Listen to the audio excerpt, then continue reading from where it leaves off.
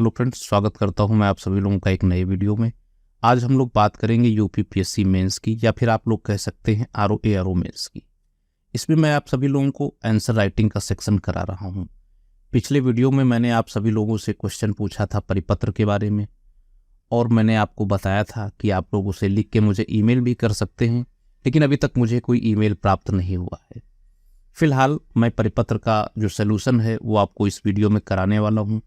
इसके अलावा मैं आपको एक प्रश्न और दूंगा, जिसे आप लोग करके मुझे ईमेल करिएगा और मैं उसे जांच के आपको बताऊंगा कि आपकी प्रैक्टिस कैसी चल रही है। प्रैक्टिस से याद आया, मैं आप लोगों से बताना चाहूँगा, अभी काफ़ी सारे लोग बिल्कुल खाली बैठे हुए हैं। माहौल है इलेक्शन का, चुनावी महापर्व मना रहे हैं, लेकिन उन्हें ये नहीं पता है कि आने वाले समय में जब 10 दिन बचेंगे ना एग्ज़ाम के, तो आप लोग यूट्यूब पे वीडियो खोजेंगे। 10 दिन में लेटर राइटिंग लिखना कैसे सीखें, 10 दिन में एस्से लिखना कैसे सीखें। यकीन मानिए आपके हाथ सिर्फ निराशा आने वाली है। अगर आप आज और अभी से तैयारी करना स्टार्ट नहीं करते हैं, 10 दिन में आप कुछ गेन नहीं कर पाएंगे, ये मेरी गारंटी है। और अगर आप आज से प्रिपरेशन करेंगे, देखिए चीज़ें धीरे धीरे समझ में आती हैं। एकदम से आप सोचें कि पंडित बन जाएंगे और एग्ज़ाम तुरंत क्रैक कर लेंगे, वो नहीं होने वाला, कभी हुआ भी नहीं है। जो लोग बोलते हैं 10 दिन की तैयारी मैंने ये कर लिया, 1 महीने की तैयारी मैंने ये कर लिया, वो संभव नहीं है, झूठ बोलते हैं। मेहनत करनी पड़ती है उसके लिए। खैर, शुरू करते हैं आज का वीडियो और मैं आपको दिखाता हूं उस प्रश्न का सलूशन।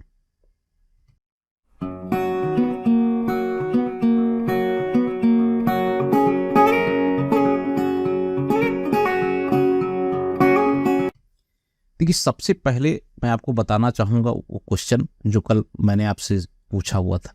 इसमें मैंने पूछा था परिपत्र किसे कहते हैं। स्वास्थ्य विभाग उत्तर प्रदेश के प्रमुख सचिव की ओर से प्रदेश के पूर्वी जिलों के बच्चों को मस्तिष्क ज्वर से बचाने के लिए उचित व्यवस्था हेतु परिपत्र तैयार कीजिए। मैंने आपसे पूछा था परिपत्र क्या होता है, और आपसे एक परिपत्र तैयार करने के लिए कहा था। किस उपलक्ष्य में? स्वास्थ्य विभाग उत्तर प्रदेश के प्रमुख सचिव की ओर से प्रदेश के पूर्वी जिलों के बच्चों को मस्तिष्क ज्वर से बचाने के लिए उचित व्यवस्था के लिए परिपत्र तैयार करने को कहा था। परिपत्र की अगर हम लोग बात करें तो परिपत्र को इंग्लिश में आप लोग सर्कुलर बोलते हैं। ठीक है, क्या बोलते हैं? सर्कुलर। ठीक है, ये एक सर्कुलर होता है। कहते नहीं कि सर्कुलर जारी किया गया है सरकार की तरफ से, वही परिपत्र होता है। तो परिपत्र क्या होता है?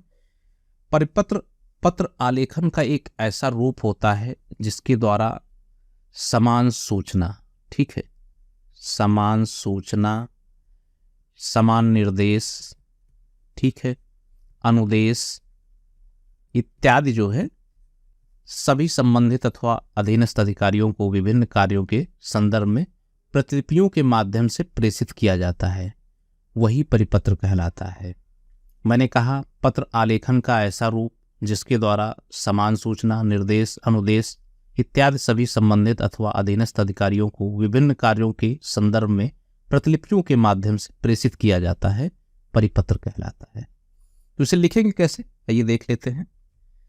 देखिए, आप सबसे पहले हेडिंग डालेंगे परिपत्र और ब्रैकेट में डाल देंगे सर्कुलर। फिर आप इसी को अपने शब्दों में लिखेंगे। शासकीय पत्र आलेखन का वह औपचारिक प्रारूप होता है जिसमें शासकीय नीतियां, निर्णयों, निर्देशों, आदेशों एवं सूचनाओं को विषय बनाकर एक साथ अनेक प्रेषितियों को भेजा जाता है, तो उसे परिपत्र कहते हैं। ठीक है, ये उसे होगा, तो उसे क्या कहते हैं? परिपत्र कहते हैं। परिपत्र यानी कि सर्कुलर शासकीय पत्र आलेखन का वह औपचारिक प्रारूप होता है जिसमें शासकीय नीतियां, निर्णयों, निर्देशों, आदेशों एवं सूचनाओं को विषय बनाकर एक साथ प्रेषितियों को भेजा जाता है, तो उसे परिपत्र कहते हैं। ये प्रेषितियों शब्द जो लिखा हुआ है, इसके बारे में आप लोग जानते हैं क्या होता है? प्रेषितियों मतलब होता है प्राप्तकर्ता। ठीक है, जो प्राप्तकर्ता जन होते हैं उन्हें हम लोग बोलते हैं प्रेषितियों। ठीक है, एक लाइन नोट डाल के आप लोग लिख लीजिएगा, इंपॉर्टेंट है।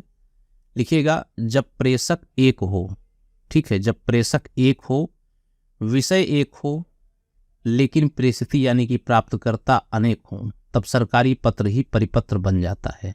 बात आप लोग समझ पाए हैं हमारी?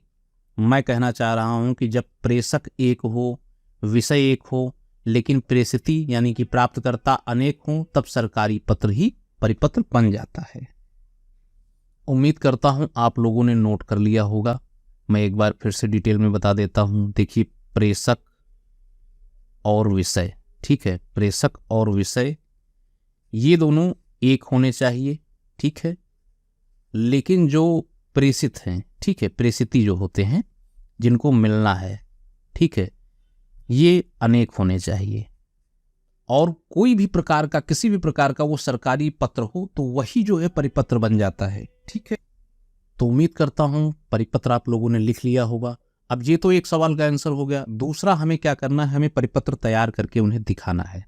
देखिए, सबसे पहले आप लोग हेडिंग डालेंगे परिपत्र का प्रारूप, उसके बाद आप लोग प्रेषक डाल के उनका नाम लिखेंगे मुख्य सचिव का। तो नाम की जगह पे आप लोगों को लिखना होता है आ, ब और सा। फिर मुख्य सचिव हो जाएगा उत्तर प्रदेश सरकार लखनऊ, ठीक है। संख्या डाल देंगे, संख्या में मान लीजिए आपने डाल दिया UP/17/2024, ठीक है, कुछ भी डाल सकते हैं।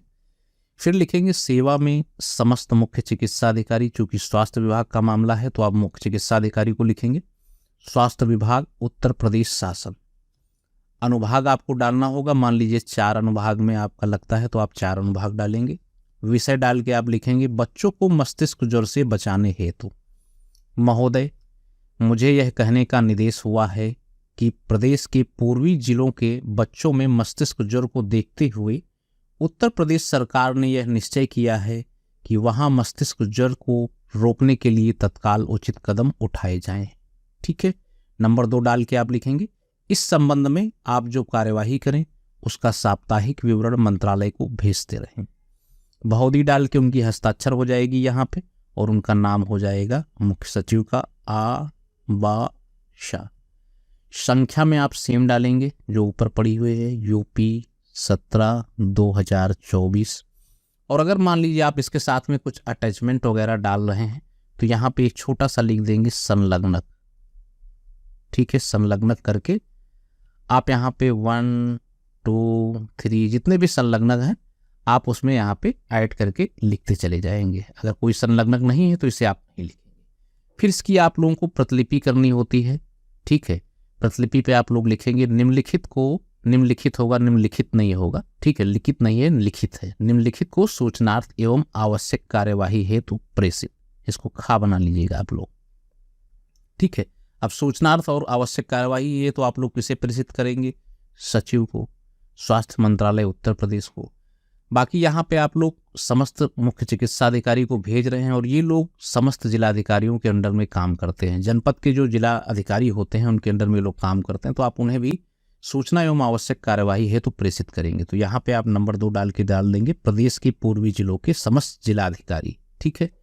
फिर ये लेटर बनाने के लिए जिन्होंने आज्ञा दी उनकी साइन हो जाएंगे यहाँ पे और नाम लिख देंगे, ठीक है, का, खा, गा, उप सचिव। तो इतना करके जो है आपका वो लेटर कंप्लीट हो गया। पूर्वी जिलों के बच्चों में जो मस्तिष्क ज्वर को देखते हुए आपको परिपत्र तैयार करना था वो आपने तैयार कर लिया। उम्मीद करता हूँ चीज़ें आपको समझ में आ गई होंगी। यहाँ पे मैं एक चीज़ आपको बताना भूल गया, यहाँ पे आप स्थान डाल देंगे लखनऊ, ठीक है। और जो डेट होगी, जैसे मान लीजिए 10 अप्रैल हो गई, ठीक है, और जो डेट होगी वो आप डाल देंगे 10 अप्रैल 2024। ये चीज़ मैं आपको बताना भूल गया था, आप लोग ध्यान दे दीजिएगा, ठीक है। स्थान और दिनांक बहुत ज़रूरी होता है, ठीक है। इतनी बातें आप लोगों को क्लियर हो गई। ये परिपत्र एक प्रकार से आपका तैयार हो गया। सेम ऐसे ही आपको लिखना है, कोई इसमें चेंजेस नहीं करने हैं। बाकी कुछ चीज़ें जैसे ये आपकी संख्या वगैरह होती है आप अपने हिसाब से डाल सकते हैं, नाम आप अपने हिसाब से डाल सकते हैं। फिलहाल नाम किसी का मेंशन नहीं करना होता है, ठीक है। तो आई होप आप लोगों को ये चीज़ समझ में आई होगी और मैं उम्मीद करता हूँ कि आप लोगों ने इसे नोट कर लिया होगा कहीं पे। एक कलेक्शन बनाते चलिए कि ये इस प्रकार का परिपत्र है, ये कार्यालय ज्ञाप है, ये लेटर इस टाइप का है। और जैसे मान लीजिए आपको मैं कुछ एस्से कराने वाला हूँ तो एस्से भी नोट कर लीजिएगा। उनको आप कई बार पढ़ेंगे तो दिमाग में जब एग्जाम देंगे ना तो दिमाग में वो चीज़ें क्लियर होती रहेंगी, ठीक है। तो इतनी बातें क्लियर होगी। नेक्स्ट वीडियो के लिए मैं आप लोगों को एक क्वेश्चन दे देता हूँ, ठीक है। ये देखिए, अब आपको नेक्स्ट क्या करना है, एक कार्यालय आदेश बनाना है, ठीक है। सबसे पहले आपको बताना है कार्यालय आदेश का परिचय दीजिए। गृह विभाग उत्तर प्रदेश सरकार की ओर से जारी किसी कर्मचारी के स्थानांतरण संबंधी कार्यालयी आदेश का प्रारूप तैयार कीजिए, ठीक है। अब आपको नेक्स्ट क्या करना है, एक कार्यालय आदेश के बारे में बताना है और गृह विभाग उत्तर प्रदेश सरकार की ओर से एक कार्यालय आदेश तैयार करना है, जिसमें क्या होगा, एक कर्मचारी, किसी कर्मचारी का जो है ट्रांसफर होना है, उसके संबंधित जो है कार्यालयीय आदेश आपको उसका प्रारूप बनाना है। ठीक है, तो आप लोग करिएगा क्या, आप लोग जो है सिंपल है इसको बनाइएगा, कॉपी पे लिखिएगा आंसर राइटिंग की तरीके से। और हमारी ईमेल आईडी है, ये देखिए यहाँ पे दी हुई है ईमेल आईडी upSSClecturesonline@gmail.com। इस पे आप लोग हमें भेजिएगा, मैं उसको एवेल्यूएट करूँगा, उसको चेक करूँगा और आपको बताऊँगा कि आप कहाँ गलतियाँ कर रहे हैं और आपको क्या इम्प्रूवमेंट करने की आवश्यकता है। बाकी मुझसे जो हो सकेगा मैं आप लोगों के लिए करूँगा। ठीक है, तो नेक्स्ट वीडियो में फिर मुलाकात करूँगा। वीडियो अच्छा लगा हो तो लाइक और शेयर कीजिएगा। जो लोग नए हैं वो लोग चैनल को सब्सक्राइब करेंगे। Thank you.